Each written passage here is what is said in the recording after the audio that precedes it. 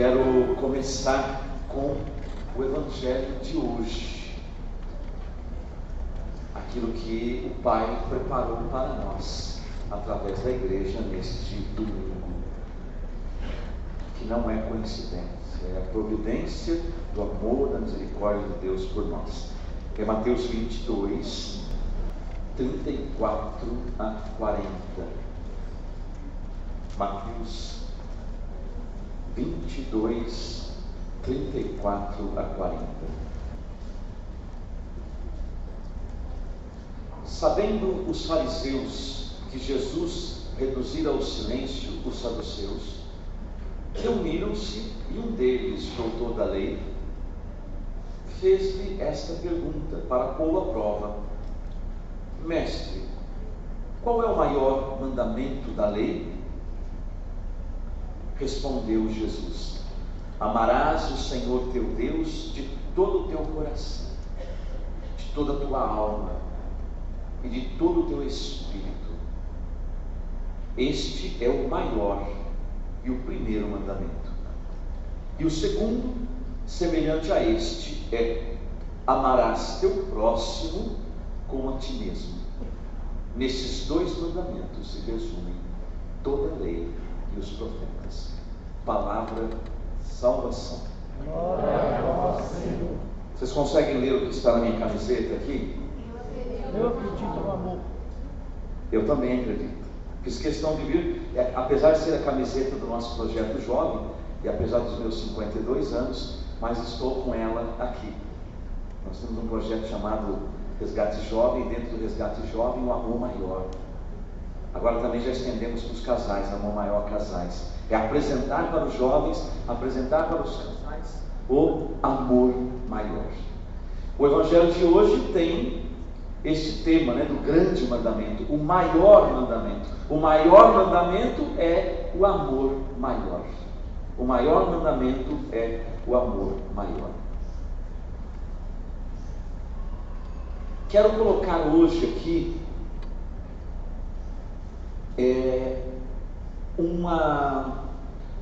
algo muito especial em relação à família.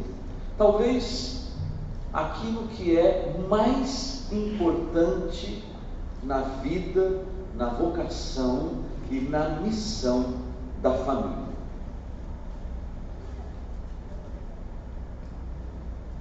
Já ouviram falar de Karol Wojtyla? Nós estamos nesse auditório que leva o nome dele, João Paulo II. Quando ele era jovem, ele fazia esta busca pelo amor maior. Ele buscava esse amor maior, ele buscava respostas para poder suprir aquela sede interior, aquela sede de Deus dentro do seu coração. Nas suas buscas, ainda jovem, sabe que ele foi um filósofo, ele foi poeta, ele foi ator de teatro, escreveu teatro também. E numa das suas poesias, um trecho da poesia chamada Canto do Deus Escondido, ele diz assim: o amor explicou-me todas as coisas, o amor resolveu-me tudo, por isso admiro este amor onde quer que ele se encontre. Ele escreveu essa poesia, obviamente, depois que ele encontrou a resposta que ele procurava. Eu vou repetir: o amor explicou-me todas as coisas, o amor resolveu-me tudo, por isso admiro este amor que, com A maiúsculo, onde quer que ele, com E maiúsculo, se encontre. O amor me explicou tudo, o amor resolveu tudo. Assim, então, na sua juventude, Karol Wojtyla encontra a resposta para todas as coisas. Naquele famoso livro dele, Amor e Responsabilidade, foi relançado no Brasil agora, estava esgotado, é um clássico de João Paulo II, é da década de 60, se não me engano. Ele tem uma frase que caracteriza a sua figura, né? Diz um autor, a figura moral e espiritual dele. E ele diz assim, em Amor e Responsabilidade: na dimensão do amor, doação, o homem chega à conclusão de que, para ser completamente justo com o Criador, deve oferecer tudo o que tem em si, todo o seu ser. Mais uma vez, o homem chega à conclusão de que, para ser completamente justo com o Criador, deve oferecer-lhe tudo o que tem em si, todo o seu ser. Essa é a conclusão de alguém que busca um relacionamento com este amor maior, que é o próprio Deus. Deus é amor, Ele é o amor maior. Ele como o amor, Ele que nos amou, Ele que nos ama, nos chama, nos convoca, nos vocaciona para viver este amor. Para viver este amor. E João Paulo II, que encontrou este amor, não cansou de gastar a sua vida para difundir esse amor, para viver, para levar para o mundo inteiro esta experiência do amor de Deus. Ele tinha esta convicção, veja, a convicção dele vem desde a juventude, ele levou essa convicção para o seu ministério papal. O amor me explicou todas as coisas, o amor me resolveu todas as coisas. O Papa Francisco, na Amoris Laetitia, do Sínodo, da exortação de 2015, ele mesmo diz, né, um comentário dele, que o capítulo 4, capítulo 5, o amor no matrimônio e o amor que se torna fecundo é o coração da Amoris Laetitia. O que o Papa Francisco, quando ele diz que há uma continuidade, deixando aqui de lado qualquer tipo de polêmica que está em discussão em relação ao capítulo 8, nós não vamos mexer nele, mas o capítulo 4 e o capítulo 5 falam do amor. E isso tem uma continuidade direta com o Papa João Paulo II, Papa da Família, São João Paulo II, também numa exortação apostólica pós-sinodal, que foi a Familiares Consórcio. Também fruto de um sínodo de 1980. E aí depois tivemos o sínodo sobre família de 80, Familiares Consórcio foi 81, depois 2014 o sínodo extraordinário, 2015 o sínodo ordinário sobre família. Na história dos sínodos, que foi da forma com que ele está hoje na igreja, foi criado pelo Papa Paulo VI, nenhum tema se repetiu na história dos sínodos, a não ser família. Em família, nós tivemos 3 sínodos, 2 ordinários e 1 extraordinário. Isso mostra a preocupação da igreja em colocar a família no centro das discussões e das atenções pastorais da igreja. Isso tem um significado profético, não é apenas mais um sínodo, não é apenas um sínodo que repete tema, não. Pelo contrário, há uma profecia da igreja nesse sentido, de nós olharmos com maior atenção para a família. E o Papa Francisco, de fato, aponta para aquilo que o próprio Papa João Paulo II já havia colocado na Familiares Consórcio, que a questão do amor é essencial, fundamental na busca da identidade e missão da família. Família no mundo e na igreja. Aqui tem um segredo para compreender a expressão tão usada por João Paulo II, Bento XVI, o próprio Papa Francisco, o Evangelho da Família. Nós só vamos compreender o que é este Evangelho da Família a partir do amor maior. Eu quero trazer para vocês hoje uma chave de compreensão. É um segredo de compreensão da vocação e da missão da família. Se nós compreendermos esta chave, nós vamos conseguir desvendar a identidade e a missão da família. Na primeira carta de Coríntios, capítulo 7, versículo 7, eu só vou tomar esse versículo, mas o contexto do início desse capítulo é quando São Paulo está abordando a questão matrimônio e celibato. Então ele fala do matrimônio e fala do celibato. O versículo 7 diz assim: cada um tem de Deus um dom particular, uns este, outros aquele. O que ele quer dizer com isso? Ele está naquela discussão de matrimônio e celibato. Então, o objeto do assunto de Paulo é matrimônio e celibato e matrimônio. E aí, então, no versículo 7 ele diz exatamente isso: cada um tem de Deus um dom particular. No português aqui, na Bíblia da Ave Maria, foi traduzido por dom. Se você pega o original no grego, esta palavra é carisma. Derivou o carisma no português também. Carisma. A mesma palavra carisma do grego que São Paulo usa para designar os carismas do Espírito.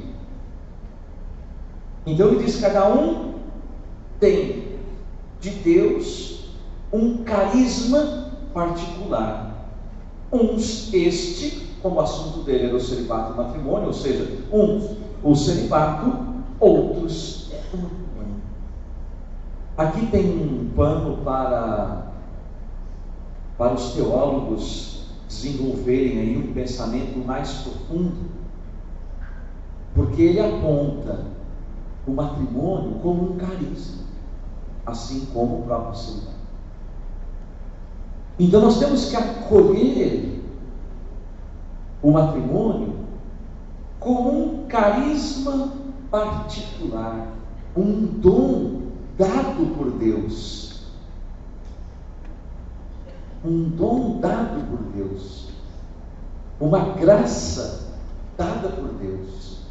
Não é simplesmente que poucos se tornam padres, os religiosos, religiosas, e o resto vai se casando, porque é o caminho para todo mundo, para a maioria. Não é simplesmente assim. Nós temos que encarar essa realidade como um dom particular dado por Deus, um carisma dado por Deus. Na Familiares Consórcio, nos artigos 17 e 18, eu tenho assim para mim que 17 e 18 é o coração da Familiares Consórcio. Aqui, João Paulo II coloca a essência do que ele quis falar sobre família. Eu vou ler alguns trechos para a gente desenvolvendo este pensamento, porque nós temos que chegar, não esqueçam, eu fiquei de contar para vocês um segredo, o segredo para descobrir a identidade e a missão da família. No 17 ele diz assim: no plano de Deus, falávamos do projeto ontem, né? Está aqui. No plano de Deus e o projetista, Criador e Redentor, a família descobre não só a sua identidade, o que é, mas também a sua missão, o que ela pode e deve fazer. As tarefas que a família é chamada por Deus a desenvolver na história brotam do seu próprio ser. Guarda essa frase. Brotam do seu próprio ser. E representam o seu desenvolvimento dinâmico e existencial. Cada família descobre e encontra em si mesma, guarda isso também, descobre e encontra em si mesma o apelo inextinguível que ao mesmo tempo define a sua dignidade e a sua responsabilidade. E aí ele diz aquela famosa frase que foi tema da pregação do Fernando ontem: família, torna-te aquilo que és. Família, torna-te aquilo que és. Como a família vai ser aquilo que ela deve ser? É o que João Paulo II quer dizer aqui. Família, sejam aquilo que vocês têm que ser. Mas a partir do quê? A partir do plano criador de Deus. A família descobre o que é e também o que ela pode e deve fazer. Porque esta é uma tarefa que nós temos que cumprir. Descobrir como família a nossa identidade e descobrir como família a nossa missão. E o Papa mostra o caminho. Vimos ontem Padre Rafael falando, inclusive, muito bem para nós sobre a questão histórica de ideologia de gênero e a forma com que eles querem impor esta ideologia para a sociedade hoje. Eu tenho recebido muitas mensagens pelo WhatsApp, a gente vê muita coisa no Facebook.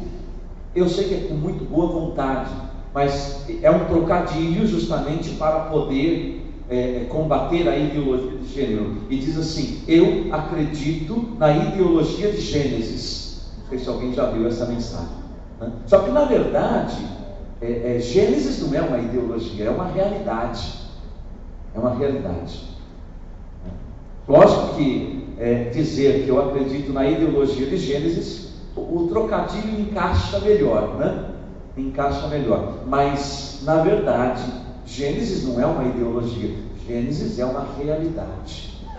E é justamente para esta realidade que o Papa João Paulo II aponta. Ele vai dizer assim, depois de família, torna-te aquilo que és. Ele não deixa inacabada esta obra. Porque se simplesmente ele tivesse dito, família, torna-te aquilo que és, bom, mas o que é que eu sou como família? Aí, e como eu descubro esse ser da família? Ele completa então dizendo: voltar ao princípio do gesto criativo de Deus é então a necessidade para a família, se quiser conhecer e realizar segundo a verdade interior, não só do seu ser, mas também do seu agir histórico. Ou seja, voltar ao princípio, isso significa olhar para o Gênesis. Lembram, ontem eu dizia, a planta do arquiteto, do projetista, do engenheiro, né, é um Gênesis. A planta da família, o projeto da família está em Gênesis. Deus cria o homem e cria a mulher e chama os dois a esta união matrimonial. Serão uma só carne. E dá a ordem a eles crescerem e multiplicarem-se. Voltar ao princípio. Então, olhar para o projeto original. Olhar para o projeto original. A família não necessita simplesmente da forma como ela está hoje. Eu costumo dizer que a família ficou muito desfigurada. Ela perdeu a sua imagem original, ficou desfigurada, e hoje nós temos muitas caricaturas de família, e não uma imagem real daquilo que é realmente a família. Então, como é que nós vamos restaurar? Não simplesmente reformar, nós não precisamos de uma reforma, um tapa-buraco, passar uma tinta por cima da tinta velha. Não, é um trabalho de restauração. E o trabalho de restauração é exatamente esse: você vai tirando, e aqui em Minas tem muitas igrejas, aquelas igrejas antigas, e que passam muitas vezes por restauração, ou seja, Igrejas que de repente, ao longo dos séculos, foram recebendo camadas de tinta e de massa, e quando chega o restaurador, ele vai tirando essas camadas até chegar na camada original. Ali então está a origem daquela igreja, daquela peça, daquela obra de arte. Então a família precisa disso, porque a família ela foi mascarada com uma série de reformas e que hoje não apresentam a sua verdadeira identidade. E para nós descobrirmos a verdadeira identidade, temos que ir para o projeto original. Mas como é que era isso? Então você vai nas plantas. Como que era o projeto original? Onde que estava cada lugar, cada parede, cada alicerce, cada viga, cada coluna? Como é que era a pintura? Como que era o acabamento? O Gênesis nos apresenta isso. E é justamente para lá que o Papa João Paulo II nos aponta. Voltar ao princípio do gesto criativo de Deus é uma necessidade para a família, ou seja, é necessário. Não tem como não ser de outra forma, ou como ser de outra forma, tem que ser desta forma. Se nós queremos resgatar a família, restaurar a família, temos, como eu disse ontem, famílias renovadas, é somente através deste caminho. E o Papa continua: e porque segundo o plano de Deus é constituída qual íntima comunidade de vida e de amor, a família tem a missão de se tornar cada vez mais aquilo que é, ou seja, comunidade de vida e de amor. Aqui nós já temos a melhor definição de família que a Igreja nos apresenta, que João Paulo II usa, o Vaticano II também. Qual é a definição de família, segundo o projeto de Deus e que a Igreja nos apresenta? Família é uma íntima comunidade de vida e de amor. E aí eu só dou um pequeno salto aqui, vou para o 18, daqui a pouco volto para o 17, para poder continuar esse conceito de família. João Paulo II diz assim: a família fundada e vivificada pelo amor é uma comunidade de pessoas, dos esposos, homem, mulher, pais, filhos, dos parentes. A sua primeira tarefa é a de viver fielmente a realidade da comunhão, num constante empenho por fazer crescer uma autêntica comunidade de pessoas, ou seja, comunidade de pessoas que se amam. Então a família é uma íntima comunidade de vida e de amor. A família é uma comunidade de pessoas que se amam. O princípio interior, a força permanente e a meta última de tal dever é o amor. Como? Sem o amor, a família não é uma comunidade de pessoas. Assim, sem o amor, a família não pode viver, crescer e aperfeiçoar-se como comunidade de pessoas. Isso aqui é muito importante. Se não há o amor, nós não podemos dizer que aquele grupo de pessoas é uma família. É um aglomerado de pessoas, mas não é uma família, porque uma família é uma comunidade de pessoas que se amam. Uma comunidade de pessoas que se amam, uma íntima comunidade de vida e de amor. E João Paulo II continua aqui, voltando ao 17. A essência e os deveres da família são, quando fala em essência, é algo que não pode ser tirado. A essência e os valores da família são, em última análise, definidos pelo amor. Por isso, é-lhe confiada para a família a missão de guardar, revelar e comunicar o amor. Guardar, revelar e comunicar o amor, qual reflexo vivo e participação real do amor de Deus. E aquilo que João Paulo II dizia também, Bento XVI, que a família fundada no matrimônio tem como missão no mundo refletir o amor vivido na Santíssima Trindade. Vejam que não é uma missão qualquer. Bento XVI, ele chega a dizer assim, que na face da terra, o amor que mais se aproxima do amor da Santíssima Trindade é o amor entre o homem e a mulher.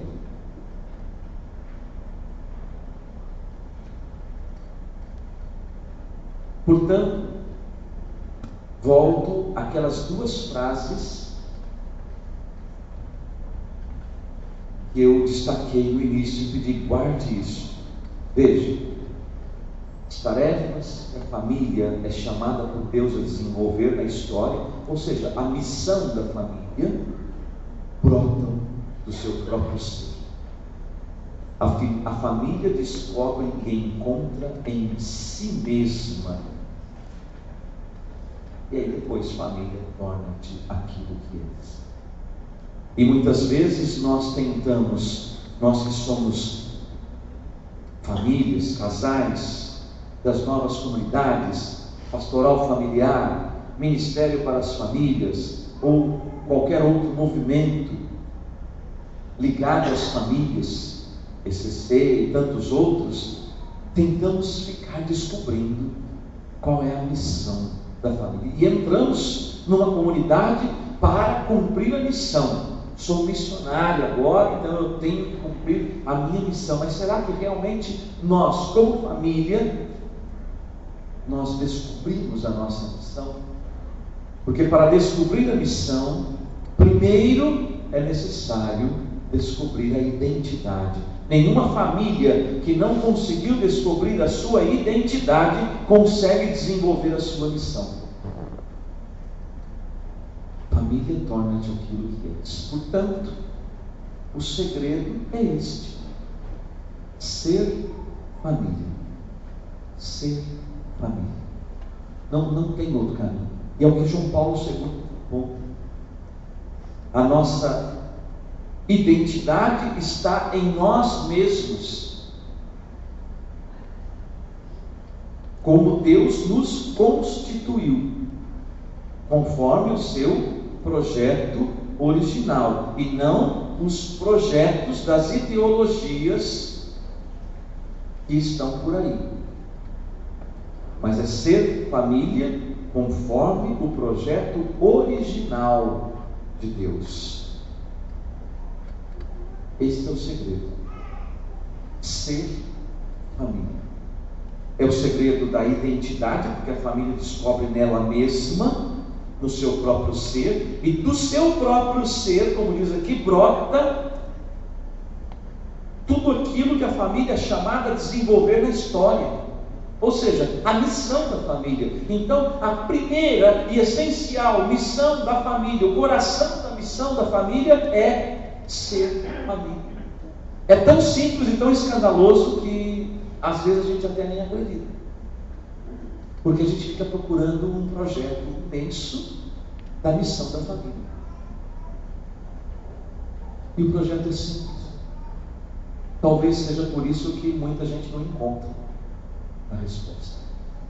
Por isso precisamos de Luiz, de Zélia, de Terezinha, com a sua pequena via, com a sua simplicidade, e na simplicidade e nas pequenas coisas encontrar o amor maior.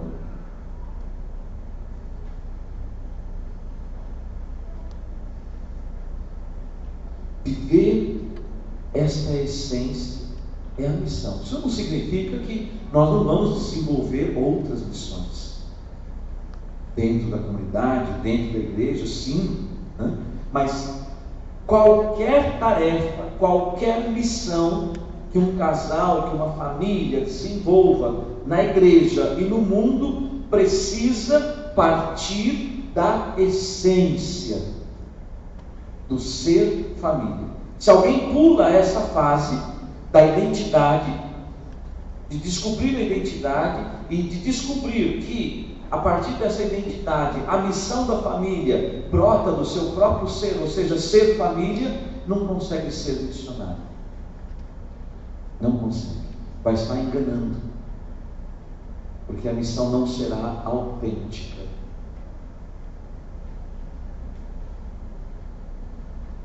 João Paulo II, ele, agora um outro documento, Cartas Famílias, inclusive é do ano da fundação da nossa comunidade, 94, a ONU proclamou como Ano Internacional da Família. É uma pena que hoje a ONU, se não existisse, seria melhor para as nações, porque é um dos organismos que mais trabalha contra a família no mundo, né? Então, se ela sumisse da face da terra, seria bom, seria ótimo para as famílias, né? É uma das organizações que investe pesado contra a família. Mas naquele ano a ONU proclamou o Ano Internacional da Família e o Papa não ficou atrás, escreveu Cartas Famílias. Belíssimo documento.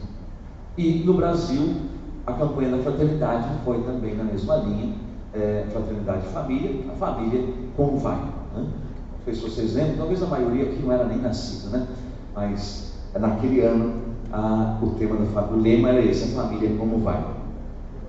E João Paulo II, ele fala de algo também muito importante. Ele fala sobre a civilização do amor, é um termo que já tinha sido usado pelo Papa Paulo VI, e João Paulo II usou muito. E aqui na Carta às Famílias, número 15, ele diz assim: sim, a civilização do amor é possível, não é uma utopia. Ou seja, não é um sonho, utopia é um sonho que não pode ser realizado. Um sonho que tem muita possibilidade de não ser realizado. Isso é utopia. Mas ele diz: sim, a civilização do amor é possível, não é uma utopia. Não é uma utopia. João Paulo II acreditava na civilização do amor. João Paulo II, ele acreditava porque acreditava muito na família e já tinha, como disse, descoberto desde a sua juventude o amor maior, e chega a dizer assim: agora parece claro que a civilização do amor está intimamente ligada com a família. Para muitos, a civilização do amor constitui ainda uma utopia. As pessoas não acreditam que é possível construir uma civilização no alicerce do amor. E ainda ele próprio vai dizer assim, agora no número 13: a família depende realmente, por diversos motivos, da civilização do amor, onde encontra as razões do seu ser família. Olha, não sei se vocês estão conseguindo fazer a ligação do que já foi falado num outro documento e agora neste. Na civilização do amor, a família encontra as razões do seu ser família. E ao mesmo tempo, a família é o centro e o coração da civilização do amor. A família, ela depende da civilização do amor, encontra na civilização do amor as razões do seu ser, mas ao mesmo tempo a família é o centro e o coração desta civilização do amor.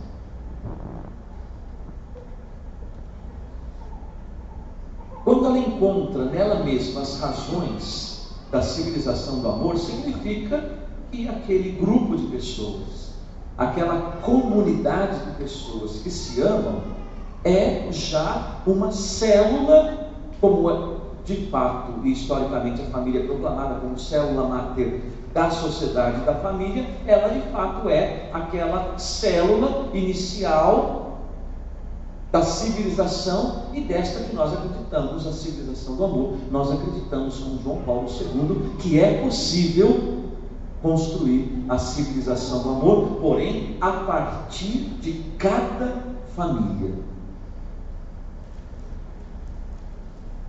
Ainda que a ONU se convertesse, isso seria um milagre enorme, né? Ainda que a ONU se convertesse e tantos outros, a civilização do amor não começa na ONU. A civilização do amor começa em cada família. Em cada família. Na hora da música aqui, os músicos cantaram dando boas-vindas a não sei quantas cidades, né, que estão presentes aqui. Em cada cidade dessa, você é o representante da civilização do amor. É a partir da sua família que a civilização do amor tem que ser construída na sua cidade, na sociedade em que você vive. Porém, nós pessoalmente não temos força para isso. Nós não temos força para isso.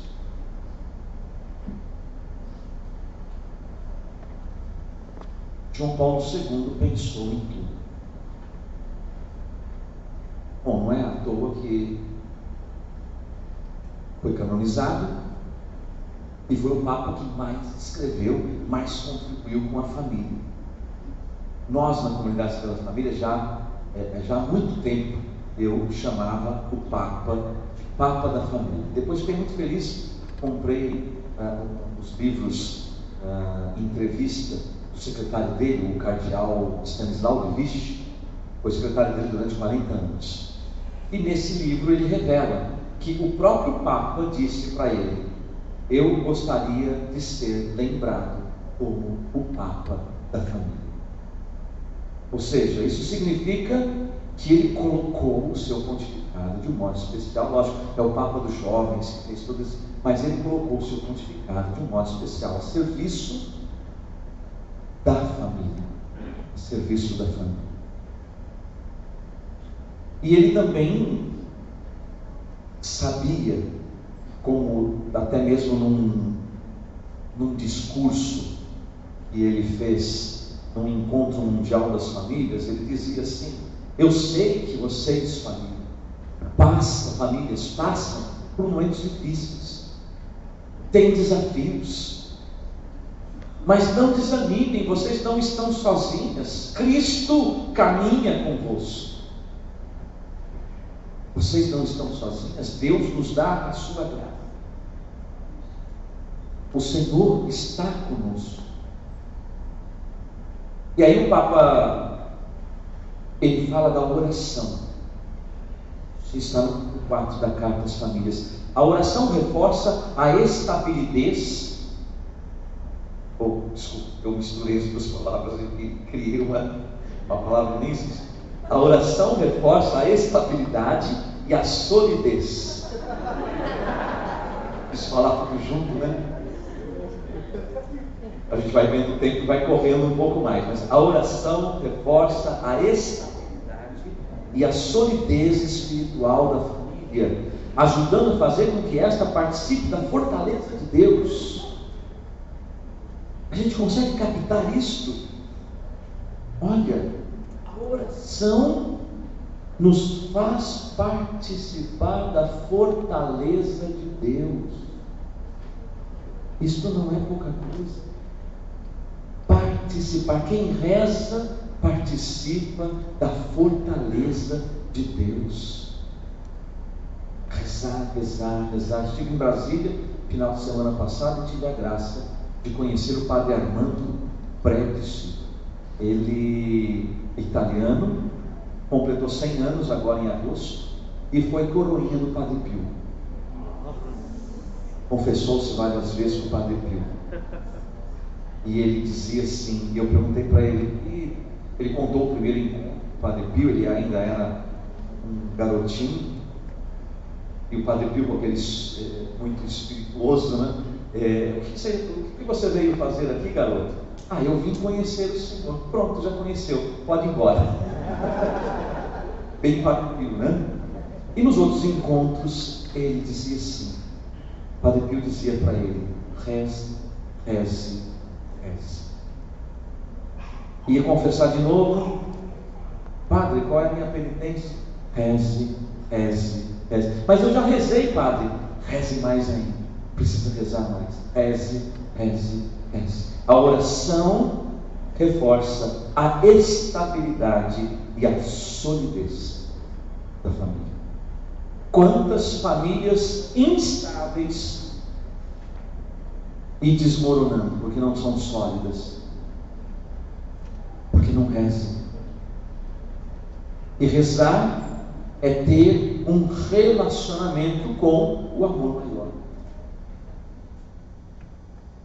É isso que é a oração, relacionamento com o amor maior. Aí entra o Papa falando sobre a bênção que aqueles que recebem o sacramento do matrimônio recebem no dia do seu matrimônio. Na verdade, eu digo aqueles que recebem, porque nós recebemos um do outro, né? O noivo e a noiva, já sabemos isso, né? São eles que ministram o sacramento um para o outro, e depois do consentimento, eu, Ítalo, te recebo, Rosana, por minha esposa, e eu, Rosana, te recebo, Ítalo, te prometo ser fiel, enfim. Depois disso, que é chamado de consentimento, eles estão casados. É uma pena que a maioria não presta atenção nisso. Ali já está casado. O direito canônico diz: o consentimento é que faz o matrimônio. Já estão casados. Depois vem as alianças. É uma pena que os noivos dão mais importância para o momento das alianças do que para este momento sacramental. E querem muitos hoje fazer da igreja um picadeiro de circo, ou um palco de teatro. Não, é igreja, é lugar sagrado.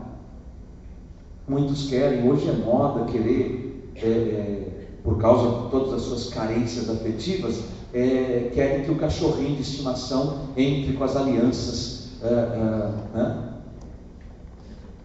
Tem alguns que querem até que as alianças venham voando com um drone. Veja, isso tudo é palhaçada, gente. Não é circo, é igreja, é lugar sagrado, sacramento, coisa sagrada, sacramento, coisa sagrada. E nós estamos brincando com coisa sagrada. Esse é o momento que o sacramento acontece. É o momento que o sacramento acontece. Mas é uma pena que a atenção fica para a aliança, para os pagenzinhas que vão, os nenês, os bebês, as crianças, e todo mundo, que gracinha, que gracinha, que gracinha. E esquece, já estão casados. Tomara que o cachorro engula a aliança. E aí? Não tem casamento? Já casou. Se as alianças se perderem, o matrimônio já aconteceu. Se a pessoa tiver consciência, né? Se ela não tiver consciência do que é aquilo, o sacramento não é válido. E João Paulo II, neste momento, ele diz assim: após esse momento, os recém-casados recebem uma oração daquele que está assistindo a cerimônia, né? Normalmente é o padre. E o Papa diz assim: na solene bênção nupcial, durante o rito do matrimônio, o celebrante invoca deste modo o Senhor, e funde sobre eles, os recém-casados, a graça do Espírito Santo, a fim de que, em virtude do teu amor derramado nos seus corações, isso é Romanos 5,5, né? O amor de Deus foi derramado em nossos corações pelo Espírito Santo que nos foi dado. Perseverem fiéis na aliança conjugal. Agora, o fantástico é o comentário do Papa a respeito desta oração. É desta efusão do Espírito Santo que dimana a força interior das famílias, bem como o poder suscetível de as unificar no amor e na verdade. Olha que maravilha! E de um modo especial, nós que somos Renovação Carismática Católica, corrente de graça, que durante muito tempo até fomos proibidos aqui no Brasil de dizer efusão do Espírito Santo, batismo no Espírito Santo. O Papa diz: é desta efusão do do Espírito Santo que vem a força interior das famílias e que as capacita para o amor. Daí eu poderia citar ainda o número 5 da Carta às Famílias, o número 19 da Familiares Consórcio, que ele vai reforçar esta ideia, a efusão do Espírito Santo necessária como a força interior que capacita as famílias a viver o amor maior. Então nós necessitamos desta efusão do Espírito Santo.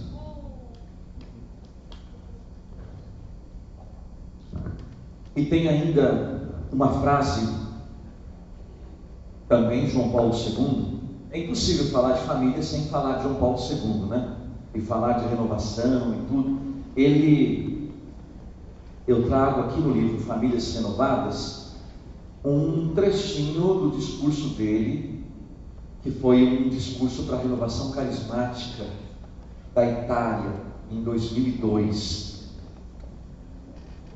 E ele diz assim: no vosso tempo ávido de esperança, fazei com que o Espírito Santo seja conhecido e amado. Assim podereis fazer com que tome forma aquela cultura de Pentecostes, um termo muito usado por ele, né? A renovação tem usado bastante. A única cultura de Pentecostes que pode fecundar a civilização do amor e da convivência entre os povos.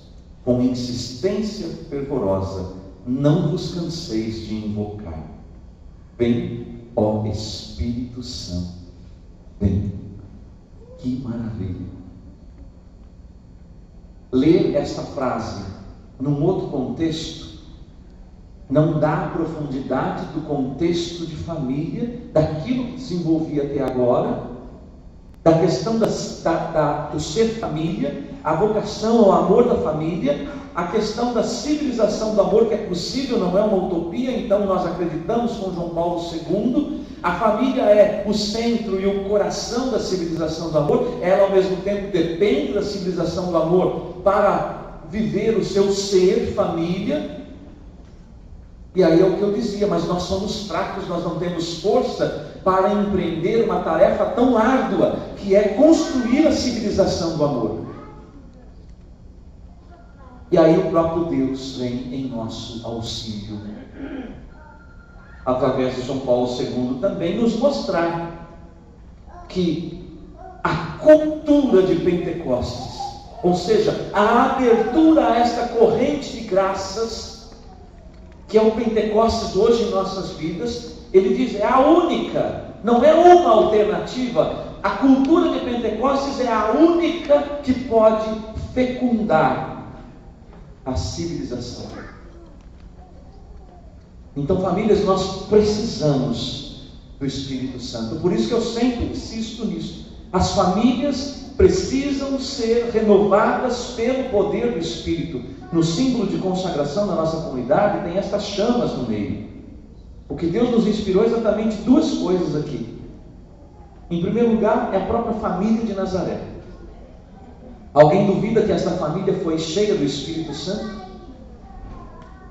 Uma família plena do Espírito Santo. Ela se abriu ao Espírito Santo. Por isso ela se torna o grande modelo da civilização do amor. O grande modelo da civilização do amor, que foi seguido por tantos outros, inclusive Luiz e Zélia Martin, que para nós também é um modelo da civilização do amor. E o segundo ponto no nosso símbolo, as chamas são as nossas famílias. Se não me engano, meu último capítulo nesse Famílias Renovadas, quando eu falo de família a família, famílias que se abriram à ação do Espírito Santo, famílias que têm consciência que desde o batismo, crisma e o sacramento do matrimônio receberam o Espírito Santo, esta efusão. são famílias incendiadas pelo fogo do Espírito. São famílias conduzidas pelo Espírito Santo, são famílias fortalecidas pelo Espírito Santo. E cada família que se torna uma chama, uma tocha viva do Espírito Santo, ela pode incendiar outras famílias. Aquele mito grego, é grego, o Midas, né, que tocava, é grego, é o mito grego, onde ele tocava, virava ouro. Nós temos que ser famílias tochas vivas, famílias incendiadas pelo fogo do Espírito Santo, que onde nós tocarmos, nós colocaremos fogo. Nós colocaremos fogo. Essa é a nossa tarefa, essa é a nossa missão. Incendiar as famílias do amor de Deus. O amor de Deus foi derramado em nossos corações pelo Espírito Santo que nos foi dado. Antes de entrarmos na música, o casal que me trouxe lá do hotel para cá, me perdoe, esqueci o nome de vocês. Eles estão por aqui, estão trabalhando, né? Ela falou o Márcio, né? Márcio é a esposa. E? Shirley. A Shirley me dizia, lembrando de uma palestra minha na Canção Nova, você falava de uma família que foi para São José do Rio Preto como missionária, e que você dizia para essa família que a casa deles era uma extensão da comunidade. E de fato foi o Antônio Carlos, um casal que tem 6 filhos. Na verdade eles têm 9, tiveram 3 abortos. Quando eles tinham 4 filhos, 4 ou já 5, eles se abriram para a missão e saíram de São Paulo para nós iniciarmos a missão da comunidade em São José do Rio Preto. E o Biló, é o sobrenome dele, né? A gente chama de Biló. Ele dizia para mim que estava preocupado porque eles estavam mudando, isso já faz uns 8 anos, e ainda não tínhamos condições, não tínhamos casa de missão, nós não tínhamos grupo de oração, nós não tínhamos nenhum ministério organizado da comunidade, aconselhamento familiar, método Billings, eles são instrutores, e outros ministérios, grupo dos jovens, das crianças. E eu falei para ele assim: Biló, eu não estou preocupado com nada disso. A missão primeira de vocês lá em São José do Rio Preto é ser família. É ser família. Mesmo que vocês não tenham dinheiro, se há no shopping da cidade e compra aquele sorvetinho de R$1. Na época ele era sargento do bombeiro e não tinha dinheiro mesmo, né? O salário que eles têm. Mas compra aquele sorvetinho de R$1, vai passear com a família e volta. E foi incrível como aquela família começou a chamar a atenção. As pessoas iam na casa deles fazer visita. A gente queria ficar com vocês. Não tinha motivo assim, né? A gente queria só ficar com vocês. Como se aquela família fosse um ícone a ser contemplado. E em torno da mesa, tomando um cafezinho. Depois, quando nós inauguramos oficialmente a missão com o bispo que estava lá, hoje ele é arcebispo de... qual que é? Ali é Uberlândia? Uberaba? É uma arquidiocese ali, é para aqueles lados. É o Dom Paulo. E no final da missa, que assim que eles mudaram para a cidade, coincidiu de naquele mês Dom Paulo fazer visita pastoral na paróquia deles. E o padre apresentou uma família que estava chegando de Dom Paulo. E ali Dom Paulo disse, assim que eu conheci aquela família, disse para mim mesmo, e aí ele revelou na missa: chegou uma família diferente na diocese. Chegou uma família diferente na diocese. Por quê? Porque eles foram fiéis na essência da missão deles. A missão deles não era ir para São José do Rio Preto, inaugurar uma casa de missão, um grupo de oração, um ministério de aconselhamento familiar, o método Billings, o grupo de oração para crianças, para jovens, para adolescentes, para sair pregando. Não. Eles foram para ser família. E a partir do ser família, tudo foi se ajeitando. casa de missão, grupo de oração, ministérios, e hoje a missão é ser família. Esse é o segredo, ser família. A missão, e louvado seja Deus que o Padre Rafael disse isso ontem, a missão em qualquer comunidade, movimento ou pastoral não pode suplantar o matrimônio. Nossos carismas não são maiores que o sacramento do matrimônio. Não são maiores. Portanto, o segredo é este. O segredo é este. Se nós, Fernando, quisermos ter comunidades sadias, temos que cuidar das nossas famílias. E a nossa em primeiro lugar. E ajudar a cuidar das outras famílias. Assim, nossas comunidades serão sadias. E darão muitos frutos. Muitos frutos. Como na família de Luiz e Célia. O Padre Jonas sempre diz assim para as comunidades: nossas comunidades têm que ser uma fábrica de santos. As nossas famílias têm que ser uma fábrica de santos. Fábrica no bom sentido, né, irmão? Luiz e Zélia foram. Luiz e Zélia foram. Terezinha, agora no caminho Leônia, e com certeza as outras também um dia irão. Fábrica de santos. Temos que testemunhar neste mundo de pecado, através da nossa fidelidade, através do nosso amor, através da indissolubilidade do nosso matrimônio, testemunhar neste mundo de pecado a santidade que Deus nos chama.